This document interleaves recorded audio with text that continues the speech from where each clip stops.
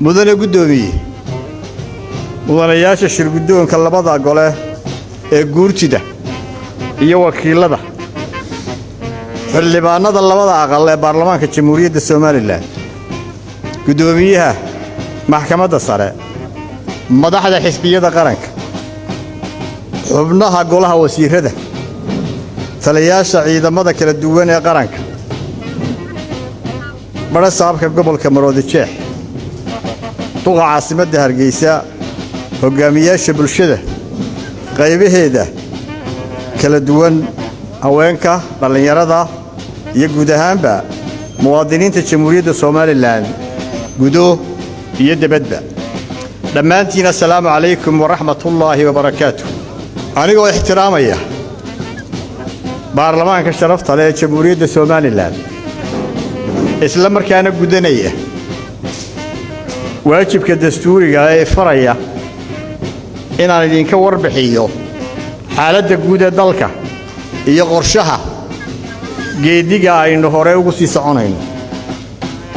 waxaan ku bilaabayaa ducada iyo xuska ay naga mudan yihiin dhammaan halyeeyadii qaranka kala soo dabaashay marxaladii kala dambeeyay ee la soo maray kuwii naftooda u huray gobonnimada hogaamiyayaasha kala dambeeyay ee mudan ee ummaddan u soo adeegay iyo geesiyada imika dirayska u xidhan adkaynta nabadda iyo ilaalinteeda quwaynta qarannimada aynu ku naaloonayno waxaan mar kale xaqiijinayaa waajibnimada qarannimada jamhuuriyadda Soomaaliland iyo inaan gorgortan laga geli karin wadajirka israacsanaanta dhuleed qarannimada jamhuuriyadda Soomaaliland dhowrsanaanta sooyaalkeeda hiddaha iyo dhaqankeeda ummadeed mudane gudoomiye qarankeenu waxa uu marayaa marxalad muhiimad gaar ah leh marxalad ay waajib tahay inaynu jaangayno jihada aynu mustaqbalka u dhaqaaqayno waxaynu ka soo doogaynaa duruufo adag oo ka dhashay culasyadii hoos u dhaca dhaqaale ee soo jiitamayay 3 sano ee u dambeeyay nabadgelyadii iyo wadajirkii qaranka ee wiiqmay hoos u dhicii ku yimid dimuqraadiyadeena iyo ismariwaagii siyaasadeed ee sababay dowladii doorashooyinka boqolkii maalmood ee ugu horeeyay muddada ay xukuumaddu xilka haysay tallaabooyin muhiim ah oo istiraatiijiyadeed ayaa la qaaday si ay dib ugu soo dhisto kalsoonida muwaadinka una adkayso dhidibada nabadda isla markaana ay hirgeliso isbeddelkii ay ballan qaaday ee ummaddu ku siisay kalsoonida maanta ammaanka guud iyo nabadgelyadu wuu sii xoogaysanaya dhaqaalihii xasilooni iyo dhaqdhaqaaq kobac abuuraya ayaa galay dib u habayn ballaaran baa ka socota garsoorka iyo nidaamka maamul ee heedaha dawladda adeegyadii dadweynaha iyo arrimihii bulshadu way sii fidayaan xiriirkii aynu dunida la lahayn iyo iskaashigii caalamiga ahaana firfircooni iyo dhiig cusub ayaanu gelinay waxaa ka sii muhiimsan in la soo celiyey wax wada lahaanshiyihii qaybaha kala duwan ee muwaadiniinta iyo in si intii hore ka badan looga qaybgeliyey hoggaanka talada mustaqbalka dalka waxaasoo dhan oo jira haddana weli waxayna hor yaalla caqabado aynaan dhayalsan karin in dhaqaaluhu si buuxda u soo kabto waxay u baahan tahay in khayraadkeenna aynu si rin ah uga faa'iidaysanno adkaynta nabadda iyo wadajirku shaqo badan ayaa weli u harsan waxaa qabadka boqolka maalmood ee xukuumadda difaaca iyo ilaalinta qaranka jamhuuriyadda Soomaaliland nabadda iyo ammaanku waa seeska horumarka iyo gaashaanka dawladnimada boqolka maalmood ee hore waxa xukuumaddayda wadajir iyo waxqabad u suurtagalay fulinta tallaabooyin muhiim ah waxaanu qaramaynay hubkii iyo ciidamadii madaniga ahaa oo aanu tababarro u bilownay kuwaasoo maanta ah cudud ku soo biirtay ciidamadeenna qaranka waxaanu tira koob iyo diiwaangelin buuda isha ah ku samaynay dhammaan ciidamadeenna si aanu u sugno tirada saxa ah ee ciidamada qaranka ee kala duwan meeshana uga saaro magaca iyo jiritaanka ereyga la yidhaahdo caagle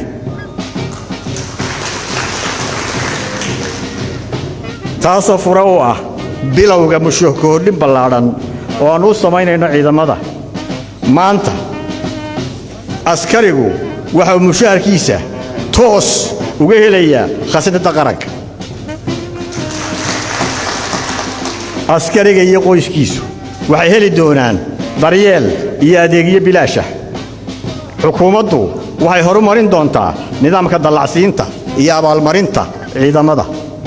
waxaanu tababaro cusub uga faa'iideynay in ka badan 700 oo sarkaal kuwaasoo qaarkood aanu dalka dibaddiisa ugu diray tababaro heerkoodu sarreeyo waxaanu tiknoolajiyad iyo aqoon casri ah ku soo kordhinay laanta socdaalka iyo ciidamada ilaalada xeebaha aanu 3 laab kordhinay awoodooda sugidda ammaanka xuduud biyoodkeena waxaanu sidoo kale kor u qaadnay heerka ammaanka dhammaan garoomada dayuuradaha ee Jamhuuriyadda Soomaaliland si loo adkeeyo qaranka Jamhuuriyadda Soomaaliland xukuumadaydu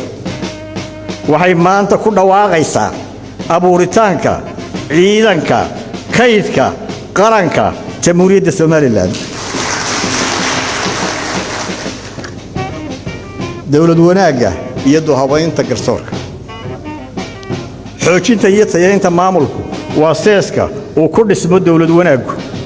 annagoo aragtidaas ka duulayna si ay tayada adeegyada ay bixiyaan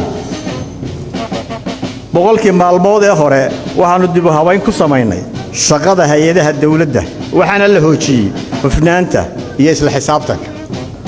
xukuumaddu waxay curisay ama kaabis dib u eegis iyo wax ka bedel ku samaysay xeerarka xaydaabka sharci u noqonaya daafurnaanta iyo sarreynta sharciga sidoo kalena waxa la dhammaystiray siyaasadaha qorshayaasha iyo istiraatiijiyadda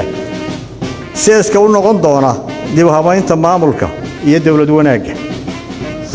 muddaxileedkan kooban xukuumaddu waxay hirgelisay dib u habaynta cashuuraha iyo ururinta dakhliga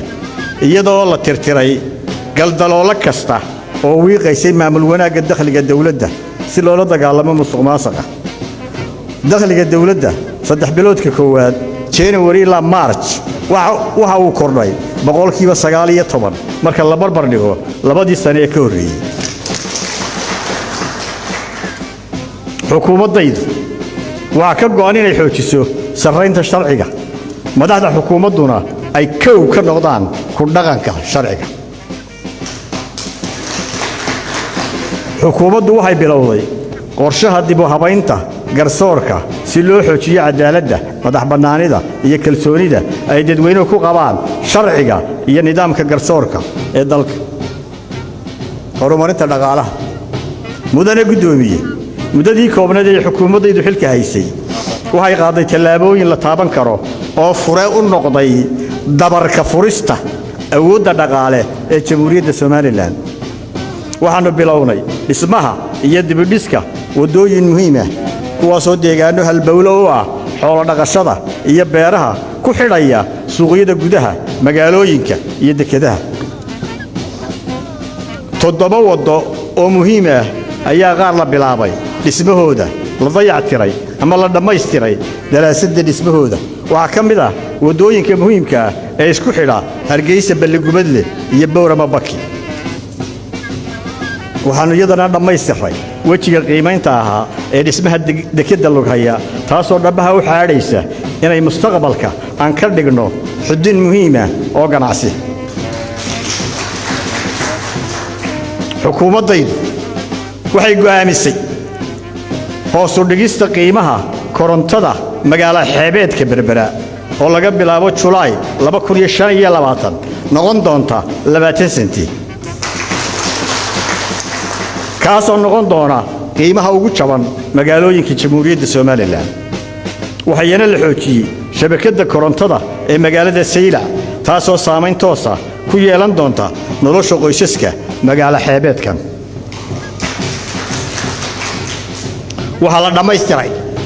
32 ceel biyood dhaamam iyo barkado si muwaadiniinta deegaanada oo manaha ah loogu fududeeyo helitaanka biyaha cabitaanka iyo waraabka xoolaha iyo beeraha gaar ahaan xilliyada abaaraha waxaanu caawimo farsamo iyo qalab nidaamin dhiirigelin iyo aqoon kororsi u samaynay kalluumaysatada iyo beeralayda dalka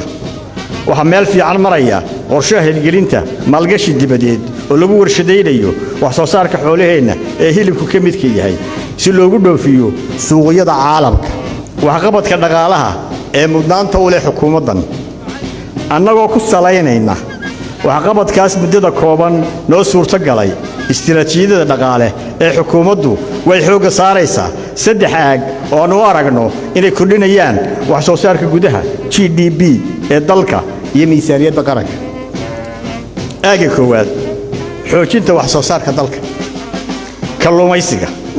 waxaanu dhammaystiri doonaa casriyeynta iyo kobcinta kaabayaasha iyo aqoonta farsamo ee kalluumaysiga iyo suuqgeyntiisa gudaha iyo dibaddaba xoolaha waxaanu sii xoojin doonaa dadaalada bilowday ee horumarinta xoolaha in la kordhiyo daryeelka caafimaadkooda iyo daaqsinkooda iyo in dhoofka xoolaha nool lagu kordhiyo maalgashiyo dibadeed oo dalka gudihiisa ku warshadeeya wax soo saarka xoolaha beeraha si ay jamhuuriyadda Soomaaliland u noqoto dal soo saara cunto ku filan waxaanu xoojin doonaa horumarinta beeraha gaar ahaan nidaamka waraabka daryeelka caafimaadka beeraha warshadaynta fudud ee wax soo saarka cuntada iyo inaynu xoojinno suuqa gudaha ee wax soo saarka beeraha xukuumadda wadajir iyo waxqabad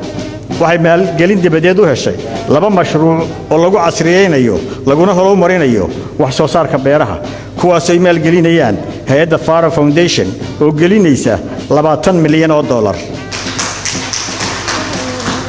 iyo dawladda Jarmalka oo gelinaysa $22 milyan macdantu waxay ka mid tahay khayraadka waaweyn ee weli dihin qorshaha xukuumaddu waa in maalgelin dibadeed iyo mid gudaba loo raadiyo si loo kordhiyo sahaminteeda soo saaristeeda iyo u dhoofinteeda suuqyada caalamka aaga saddexaad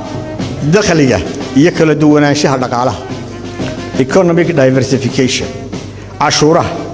casriyeynta nidaamka cashuuraha ururinta iyo ballaarinta salka cashuuraha si dhaqaale loogu helo horumarinta muhiimka ah ee adeegyada dawladdu bixiso maalgelinta hal-abuurka ganacsiga kobcinta maalgelinta hal-abuurka ganacsiga ee muwaadiniinta gaar ahaan dhallinyarada iyo haweenka dekedda berbera waxaa naga go'an ka faa'iidaynta dekedda berbera ee ballaarinta iyo casriyeynta lagu sameeyey korna loo qaaday tayada adeegyadeeda ay bixiso si loo kordhiyo deegaanada xuduudka ka baxsan ee ay u adeegto dekeddu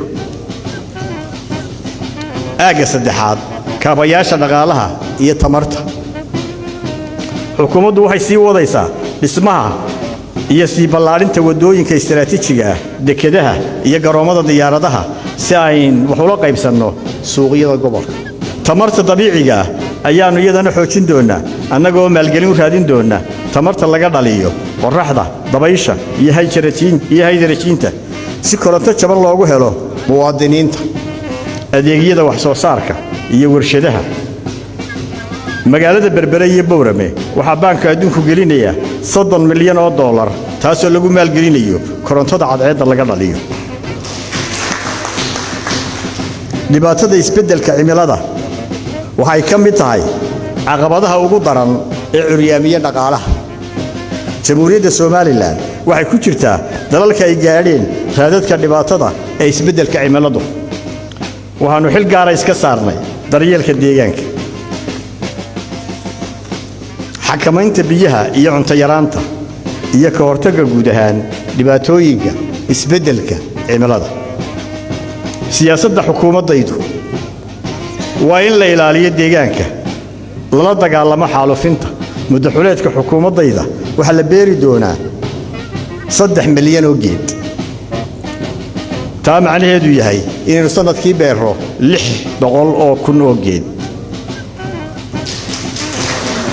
maalinta qaranka ee dhirbeerista jamhuuriyadda Soomaaliland oo loo asteeyay 15 Abriil waxa la beeray 300,000 oo geed arrimaha bulshada iyo adeegga dadweynaha waxaanu aaminsannahay inay waajib tahay in muwaadiniintu ay dawladda ka helaan adeegyo ay u siman yihiin muddadii 100 maalmood ahayd waxa xukuumaddayda u suura gashay inay dardar geliso adeegyada dadweynaha 77 goobood oo rugo caafimaad iyo cisbitaal la isugu jira ayaanu dib uga shaqaysiinay ama adeegyadooda dib u habayn iyo dardargelin ku samaynay taasoo kordhisay tirada hooyooyinka xilliga umusha la soo gaarsiinayo rugaha caafimaadka gaar ahaan deegaanada ka fog goobaha caafimaadka sidoo kale waxaanu bilownay dib u habaynta waxbarashada dalka tallaabooyinka la qaaday waxaa ka mid ah casriyeynta horumarinta manhajka oo lagu dari doono casharro waxtar u leh dhismaha bulshada kuwaas oo ka mid yihiin dhismaha wacyiga wadaniyeed ee ardayga akhlaaqda iyo dhaqanka wanaagsan ilaalinta deegaanka iyo la dagaalanka takoorka waxaanu culays saaray inaanu dejinno qorshayaashii aanu ku hirgelin lahayn kordhinta tirada hablaha iskuullada gala iyo in la yareeyo ardayda waxbarashada ka hadha waxa kale oo aanu bilownay dejinta manhajka waxbarashada jeelasha si looga hortago caadaysiga dembiyada lana dhiirigeliyo in maxbuusku marka la sii daayo uu bulshada wax tari karo isna shaqaysan karo waxa xukuumadda u suurto gashay inay waxbarasho bilaash ah la siiyo qaybta koowaad ee agoomaha ciidamada kala duwan ee qaranka Jamhuuriyadda Soomaaliland dhinaca kalena waxaanu bilownay dib u habaynta shaqada iyo shaqaalaha dawladda hirgelinta sanduuqa hawlgabka iyo in kor loo qaado kaabayaasha shaqada fududeeya ay ka mid yihiin tiknoolajiyadu waxaana la tababaray 54 shaqaale ee ugu horeeyay arrimaha dibadda iyo iskaashiga caalamiga ah waxay xukuumaddaydu dadaal weyn gelisay dib u soo noolaynta xidhiidhadii caalamiga ahaa iyo saaxiibadii ay Jamhuuriyadda Soomaaliland ku lahayd dunida waxaanu ka shaqaynay in codka Soomaaliland laga maqlo fagaarayaasha caalamiga ah siyaasadaydu waa inaynu dunida ka qancinno aqoonsiga Soomaaliland kaasaynu xaq sharci ah u leenahay cid kasta oo inagu garab siisana aynu ugu hayn doono abaal raaga iyo saaxiibtinimo ku dhisan dano isdhaafsi waxa sharaf noo ah muddadii koobneed ee xukuumaddaydu jirtay inaanu kulamo midho dhal ah la yeelanay madaxda dawladda aynu saaxiibka nahay ee isutaga imaaraadka carabta waxay naga aqbaleen inay dalkeenna maalgashadaan iyo inay gacan inaga siiyaan sidii wax soo saarka Jamhuuriyadda Soomaaliland loogu heli lahaa suuqyo cusub oo caalami ah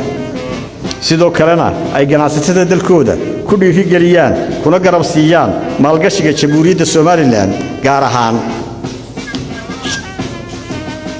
xoolaha beeraha kalluunka iyo macdanta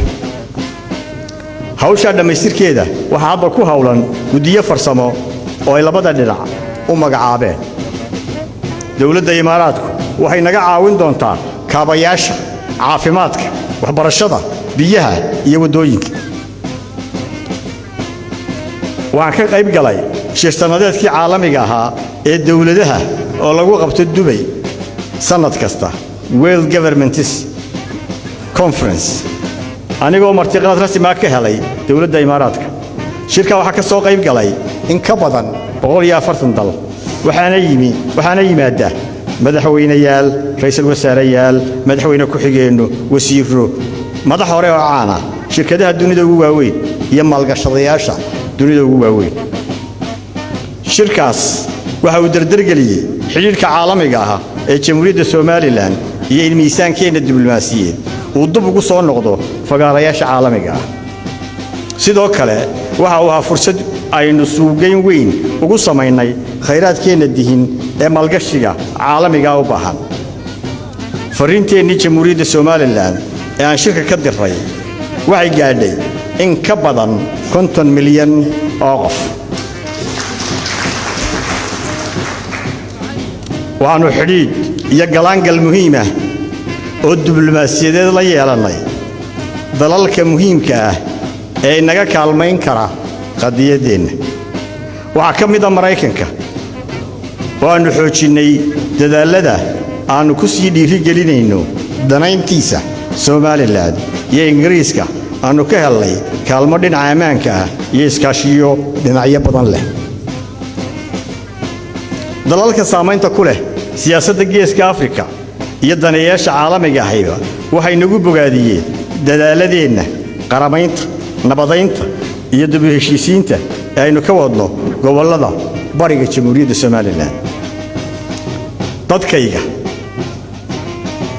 waxaan kala dadaalayaa dib u dhac nololeed iyo isku dhac umadeed taas baan ay faraysaa inaan gacanna kaga shaqeeyo horumarka gacanna nabadgelyada iyo ammaanka xukuumadda Jamhuuriyadda Soomaaliland waxay sii xoojinaysaa xiriirka taariikhiga ah ee ku dhisan daris wanaagga walaaltinimada iyo iskaashiga aynu la leenahay dalalka Itoobiya iyo Djibouti waxayna qorsheynaysaa safarro aan ugu bixi doono dalalkaas xukuumadda Soomaaliland mowqifkeeda ku aadan imaatinka wasiirka koowaad ee Soomaaliya ee deegaanada bariga Sool ee Soomaaliland waxay ku cadaysay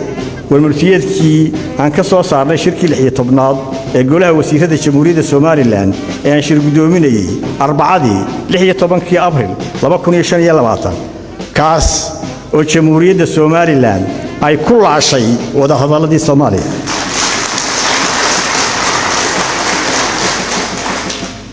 xukuumadaydu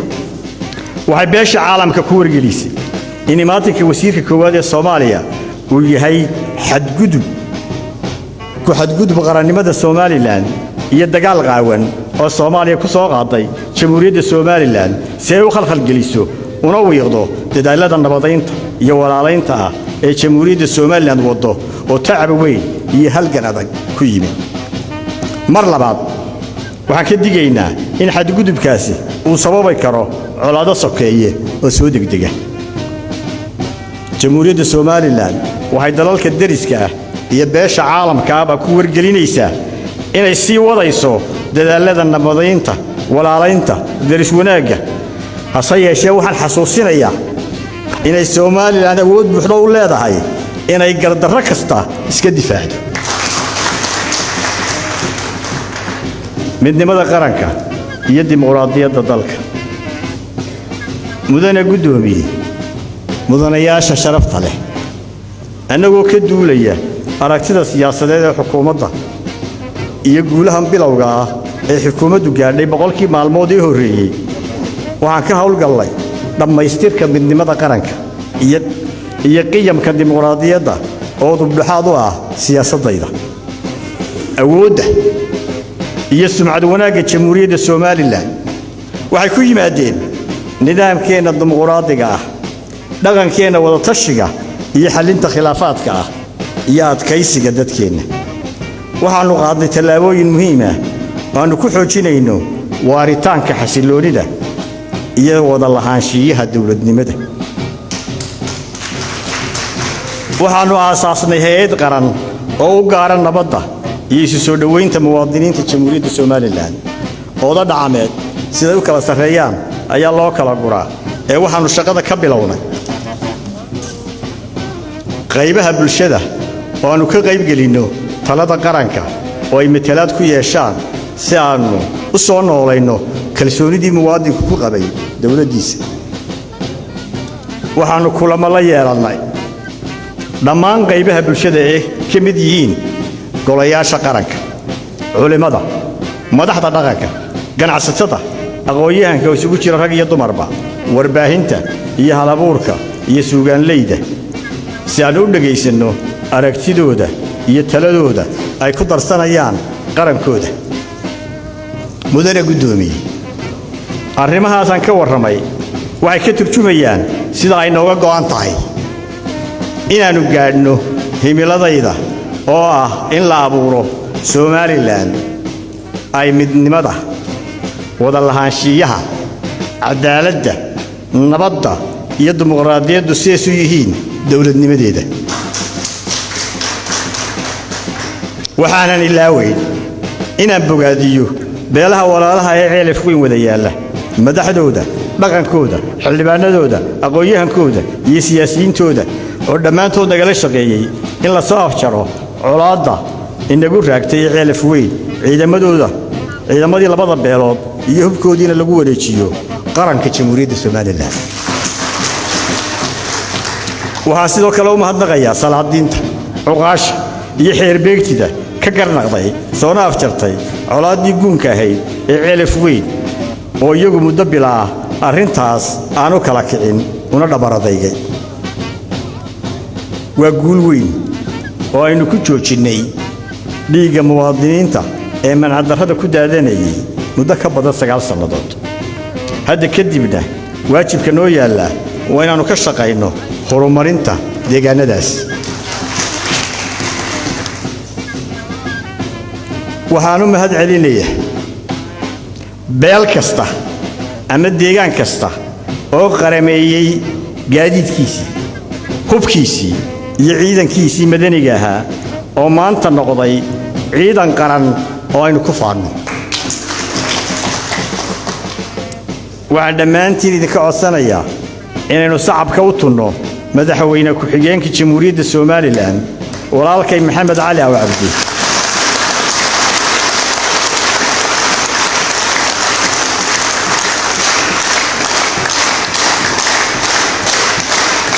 iyo wafdigiisii isugu jiray wasiirada xildhibaanada madax dhaqameedka taliyaasha ciidan iyo haldoor kale oo arrintaas tacab waqti iyo dadaal qarnimo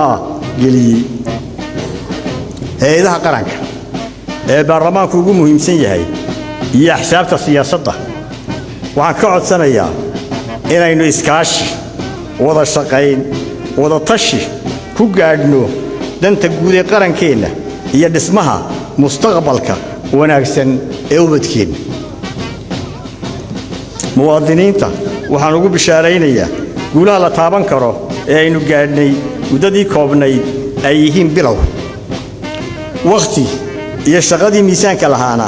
way noo hadhsan yihiin mudane guddoomiye baaqyada gunaanadka dhallinyarada jamhuuriyadda Soomaaliland oo isugu jira hablo iyo inamaba waxaan ugu baaqayaa inay isu diyaariyaan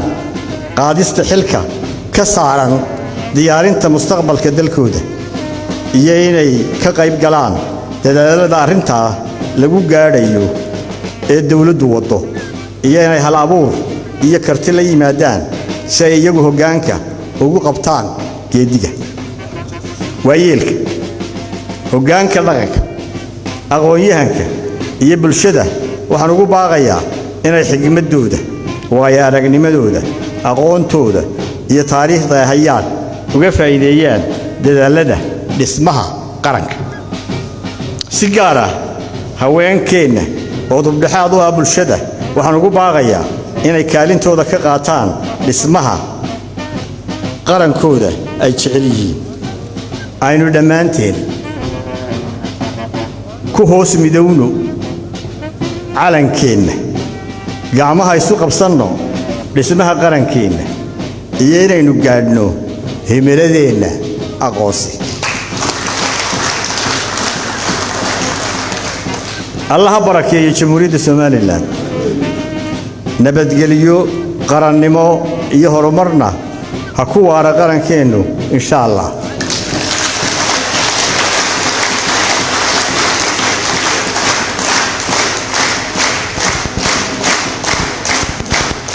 golaha baarlamaanka jamhuuriyadda Soomaaliland waa mahadsantihiin salaamu calaykum.